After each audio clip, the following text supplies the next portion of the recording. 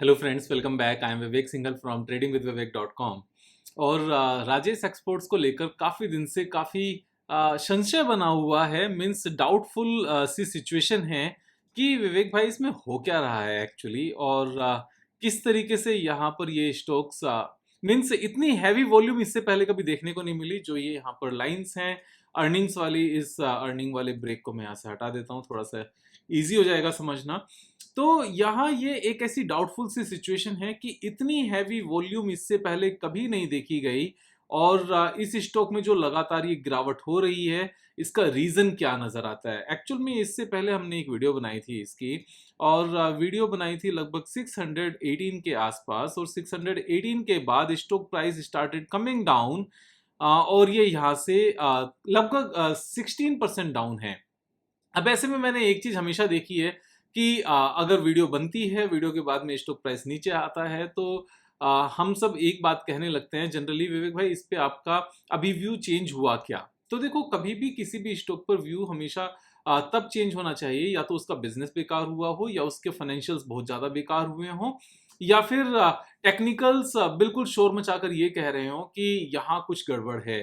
अब बिजनेस तो बेकार नहीं हुआ, फाइनेंशियल्स यहाँ पर बेकार नहीं हुए, क्योंकि बिजनेस बिल्कुल सेम है। और बिजनेस की जहां तक बात करें तो इन्होंने अभी तेलंगाना स्टेट के साथ एक अपना करार भी किया था, आंध्र प्रदेश के साथ या तेलंगाना के साथ बैटरी बनाने का, मीन्स एक बहुत बड़े साइज की गीगा फैक्ट्री बनाने का। और ये लिथियम ऑन बैटरी की हम बात कर रहे हैं यहाँ पर, क्योंकि ईवी के आने वाले टाइम में काफी डिमांड है।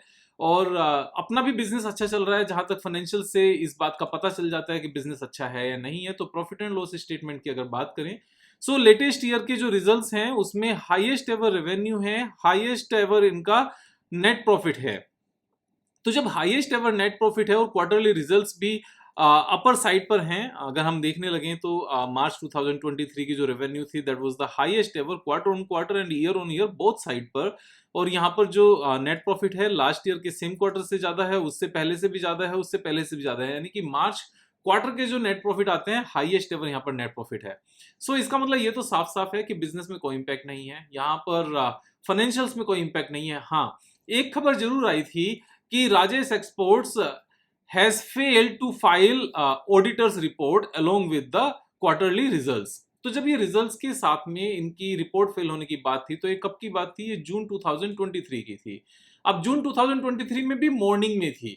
अब जून 2023 मॉर्निंग का अगर हम यहाँ पर एक बार फिगर्स देखने लगे कि ये कब की बात है, तो जून 2023 मॉर्निंग, यानी कि उससे पहले दिन स्टॉक प्राइस 13th को यहाँ पर क्लोज हुआ था, दैट वाज 576 लेवल। अब 576 लेवल के बाद में जिस दिन रिपोर्ट आई मॉर्निंग में, उस दिन तो थोड़ा सा डाउन गया, लेकिन उसके बाद में दोनों दिन ऊपर गया, और फिर अगले दिन से नीचे सेम जर्क मारा और नीचे आना शुरू हो गया। यानी कि जब ये रिपोर्ट आई थी उस लेवल से ये हम सिचुएशन देख सकते हैं कि 579 से 516 है। लेकिन अभी जब हम ये इतना हैवी वॉल्यूम देख रहे हैं ना, तो यहाँ पर क्वेश्चंस रेज होते हैं। सबसे पहले मैं आपको क्या चीज दिखाना चाहता हूं कि जब हम लगातार यहाँ पर फॉल देख रहे हैं, तो यहां पर लगातार फॉल नहीं है। कैसे फॉल नहीं है कि अगर हम 4 जुलाई की बात करने लगे, एंड टुडे इज 7 अगस्त, सो 4 जुलाई से लेकर अभी तक इस स्टॉक प्राइस में कुछ भी फॉल नहीं है। It is trading in the same range. अब जब ये स्टॉक प्राइस एक रेंज में यहां पर चल रहा है and there is a very heavy volume, और उससे पहले यहां पर डराया गया, डराया किस तरीके से गया कि company has failed to file the auditors report. अब ऑडिटर रिपोर्ट एक छोटा सा पीस होती है जिसमें ऑडिटर्स के कमेंट्स होते हैं, उससे ज्यादा कुछ नहीं होते। अदरवाइज जो नंबर्स हैं, जो यहाँ पर बैलेंस शीट है, जो कैश फ्लो है, जो बैलेंस शीट है, और यहाँ पर जो प्रॉफिट एंड लॉस स्टेटमेंट है, वो यहाँ पर ऑलरेडी फाइल किए जा चुके हैं। अगर वो फाइल नहीं किए जाते तो हमें यहाँ पर ये नंबर्स नजर नहीं आते जो क्वार्टरली रिजल्ट्स में साफ साफ दिख रहे हैं, जिसकी वजह से यहाँ पर बैलेंस शीट भी अपडेटेड होकर आई हुई है, और उसके साथ में कैश फ्लो भी यहाँ पर अपडेटेड है।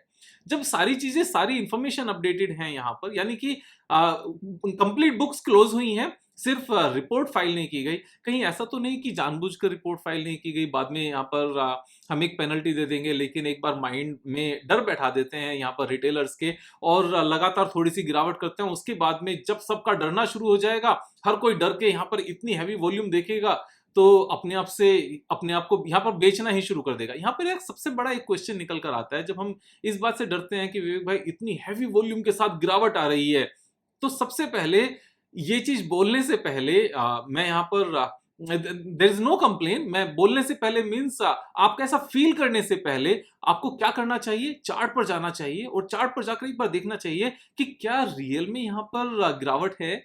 अगर हम एक बार चार्ट को देखने लगे तो मुझे तो कोई गिरावट नजर नहीं आती। हाँ, इतना जरूर है कि कैंडल्स रेड है। अब वो करते क्या है, मॉर्निंग में थोड़ा सा ऊपर ओपन करते हैं, सबको लगता है कि बढ़ेगा, लेकिन थोड़ा सा नीचे आना शुरू होता है, फिर से डर जाते हैं सब और अपना माल बेचने लगते हैं। अब ये माल बेचा जा रहा है या खरीदा जा रहा है, इस बात को कैसे कहा जाए? सबसे पहले इस बात का क्वेश्चन का आंसर अगर आप खुद से ही पूछोगे कि जिस लेवल पर ये स्टॉक प्राइस है अभी, अगर हम पुराना सारा रिकॉर्ड देखने लगे और इसकी एक रेंज देखने लगे, so what is the range? This is the range of this stock. ये इस रेंज में स्टॉक काम करता है और इसकी दो रेंज हैं, एक ये भी रेंज है, यानी कि 550 से लेकर ऑलमोस्ट 850 तक और 500 से 450 से लेकर 850 तक ये इसकी रेंज है। और करंट में जो जहां पर ये ट्रेड कर रहा है, ये इसका प्राइस है 519। सेम ही प्राइस पर इससे पहले इसने आकर यहां पर सपोर्ट बनाई थी। अब एक चीज समझो, टॉप से किसी स्टॉक प्राइस का इतना टूटना, यानी कि 1030 से 516 आ जाना, एग्जैक्टली 15% का फॉल होना, हमें क्या लगता है? और उसके साथ में आप ध्यान से समझना, टॉप से 50% का फॉल होना, सेकंड यहां पर एक बैड न्यूज का पब्लिश होना, जिस बैड न्यूज की एज सच जीरो इंपॉर्टेंस है। I am saying zero importance. Why? क्योंकि जो चार्टर्ड अकाउंटेंट से साइंड बैलेंस शीट है, P&L स्टेटमेंट है एंड कैश फ्लो है, that has already been submitted. ऐसा नहीं है कि वो चीजें सबमिट नहीं हुई, सिर्फ छोटा सा पार्ट सबमिट नहीं हुआ, न्यूज़पेपर में छपा, सभी ने छापा। और इस न्यूज के बाद लोग यहाँ पर जो रिटेलर्स हैं वो डरेंगे या यहाँ पर अच्छा फील करेंगे? एक छोटा सा क्वेश्चन है। ऑफ कोर्स हम सबको पता है कि यहाँ पर वो डरेंगे ही, तो डरने के बाद में रिटेलर यहाँ पर और माल परचेज करेगा या वो अपना माल बेचेगा? ये सेकंड क्वेश्चन है। ऑफ कोर्स वो मार्केट में माल बेचेगा। अब अगर इस लेवल पर रिटेलर माल बेच रहा है और इतनी हाई क्वांटिटी में बेच रहा है, एक ही रेंज में बेच रहा है डर के मारे रोज रोज, तो खरीद कौन रहा होगा? हमें क्या लगता है, रिटेलर खरीद रहा होगा? बैड न्यूज के बाद, इतना गिरने के बाद, इतनी हैवी वॉल्यूम देखने के बाद रिटेलर तो नहीं खरीद रहा होगा। रिटेलर में इतना दम ही नहीं है। क्यों नहीं है? क्योंकि वो इन सब पैरामीटर्स को सोच ही नहीं पाता। Highest ever numbers, I am saying highest ever numbers and lowest ever revenue. अगर हम यहाँ पर बैलेंस शीट की बात करने लगे, this is the lowest ever borrowing, not revenue, lowest ever borrowing, और हाईएस्ट एवर अपना पैसा, और उसके साथ में हाईएस्ट एवर फिक्स्ड एसेट्स, और highest ever net profit, highest ever यहाँ पर revenue, quarterly results highest ever, और उसके बाद में यहां पर इतना नीचे गिराना बैड न्यूज के साथ, इतनी हैवी वॉल्यूम के साथ खरीदना। अब इसमें एक और पॉइंट आता है कि ये जो वॉल्यूम है ये नकली वॉल्यूम तो नहीं है। इसमें से डिलीवरी कितनी होती है, माल खरीद के कितना ले जाया जा रहा है? ऐसा तो नहीं इंट्राडे में कोई करे जा रहा है यहाँ पर वॉल्यूम दिखाने के लिए और डिलीवरी नहीं हो रही है। तो इसका भी डेटा एक बार निकाल लिया। इसका डेटा निकालने के बाद में जब हमने चेक किया तो चीजें पता चली। हमने यहां पर फरवरी 23 से डेटा निकाला लास्ट 6 मंथ्स का, और ये बात चेक की कि ऑन एन एवरेज इनका जो डिलीवरी परसेंटेज होता था वो कितना होता था। हम यहां पर अगर परसेंटेज देखेंगे तो ऑन एन एवरेज, यहां पर एवरेज लिखा हुआ आ रहा है नीचे, बहुत छोटा सा है लेकिन आप देख पाओगे इसको। मैं इसको यहां थोड़ा सा बड़ा करने की कोशिश करता हूं, लेकिन सब कुछ गलत हो जाएगा, यहां से बड़ा नहीं करते इसको। और 20% हम यहां पर देख रहे हैं, तो ऑन एन एवरेज 20% था। अब ये कब से हैवी वॉल्यूम आनी शुरू हुई, सबसे पहले एक बार ये देख लेते हैं। हैवी वॉल्यूम एक्चुअल में तब से ही आना शुरू हुआ जब से ये न्यूज आई थी 14 जून से। अब 14 जून तक की हम बात करते हैं, एक बार डेटा देख लेते हैं, आपको काफी क्लैरिटी आएगी। 14 जून से पहले का एवरेज क्या था यहां पर डिलीवरी परसेंटेज का, और उसके बाद क्या रिजल्ट है। सो 14 जून से पहले यहां पर क्या एवरेज था, दिस वाज 24.94, और 14 जून के बाद का कितना एवरेज है, 24 के बदले चेंज हुआ क्या, this is 22.44, means no major change, कोई फर्क नहीं है। एक और मैं आपको चीज बताता हूं, अब यहां पर ये डिलीवरेबल क्वांटिटी है, यानी कि जितनी क्वांटिटी की डिलीवरी हुई है इंट्राडे से अलग।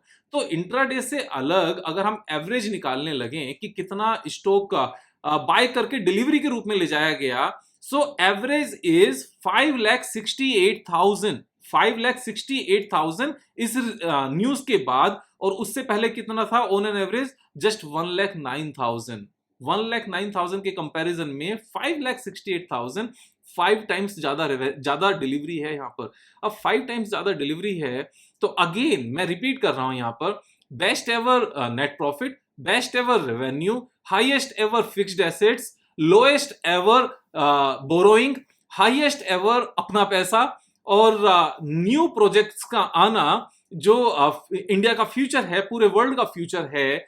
और ऐसे में सारे नंबर्स जो थे, profit and loss statement, balance sheet, cash flow, सबका पब्लिश कर देना, लेकिन नेगेटिव न्यूज फैलाने के लिए सिर्फ एक चीज का पब्लिश नहीं करना या पब्लिश नहीं हो पाना, एनी रीजन। लेकिन मुझे तो एनी रीजन बाई मिस्टेक से नजर नहीं आता, क्योंकि उस दिन से लगातार जिस तरह से वॉल्यूम है, जहां पर 1 लाख शेयर को डिलीवरी के बेस पर ट्रेड किया जाता था, जो पोजिशनल ट्रेड्स थे, अभी वो 5 लाख का एवरेज है। इतनी गिरावट के बाद किसी भी सिनेरियो में आप ध्यान से समझना, रिटेलर्स में इतना दम नहीं है कि वो यहां पर खरीदे। वो तो डर के मारे बेचे जा रहा है, और ये और सोच रहा है कि बेकार में विवेक भाई की वीडियो देखी थी, वहां से 15% डाउन हो गया और अभी तो निकल जाते हैं, यहाँ तो कुछ ना कुछ बहुत बड़ी गड़बड़ है और ये तो खत्म होने वाला है। जबकि यहां पर अगर आप देखोगे लास्ट 15 डेज में क्या हुआ है एग्जैक्टली, मैं सारा यहां से ड्रॉइंग हटाता हूं एक बार और आपको ध्यान से दिखाता हूं कि लास्ट 1 मंथ में, not 15 days, this is 4th July till 7th August today, the stock price is trading in the same range। और यहां पर ये इसको माल भरना नहीं कहेंगे तो क्या कहेंगे, जब ये सेम रेंज में यहां पर काम करता है। यहां ये एग्जैक्टली सेम रेंज है, और ये रेंज कितनी बड़ी है? दिस इज 90% रेंज करंट से। मैं इस पे बुलिश हूं, लेकिन एक बात ध्यान रखना, इस स्टॉक में मेरी भी पोजीशन है और मैं इसमें खरीदारी करके बैठा हुआ हूं। वीडियो बनाने का पर्पस ये बिल्कुल नहीं है कि आप इसको आंख बंद करके खरीदना शुरू करो। मेरा पर्पस ये है कि यहां पर एक क्लैरिटी लेकर आओ। यहां पर क्लैरिटी क्या लेकर आनी है कि बैड न्यूज जो एक्चुअल में बैड नहीं है और बेस्ट एवर परफॉर्मेंस है कंपनी की, और स्टॉक प्राइस 50% डाउन है, तो यहां पर रिटेलर खरीदता है या यहां पर ऑपरेटर खरीदता है? आप खुद से समझदार हो। ये वीडियो एक गाइडेंस नहीं है, ये वीडियो एक क्लैरिटी है। यहां पर मैं फिर से बता रहा हूं, मेरी खुद की पोजीशन इस स्टॉक में है, और मैं कब निकलूंगा? मैं अपने हिसाब से निकलूंगा, आप अपने हिसाब से निकलोगे। मैं अपने हिसाब से और परचेज करूंगा, आप अपने हिसाब से परचेज करोगे। मैं अपने हिसाब से होल्ड करूंगा, आप अपने हिसाब से होल्ड करोगे। आप मेरे कहने से सिर्फ चीजों को क्लैरिटी के साथ सीखने की कोशिश करोगे। मेरी किसी भी तरह की रिकमेंडेशन नहीं है यहां पर बाय या सेल करने की।